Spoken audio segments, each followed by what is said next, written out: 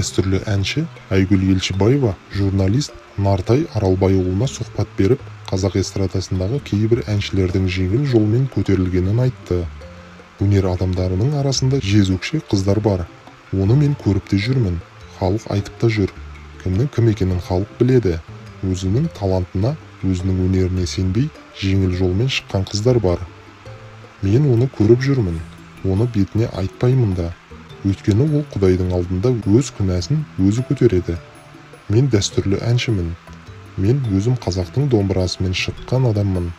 Ал домбырада не жатыр? Оның ішінде бүкіл дәстүр, таным, түсінік жатыр. Ал оның бәрін бойына сіңіріп өскен адам ондай жолмен жүреді деп айта алмаймын.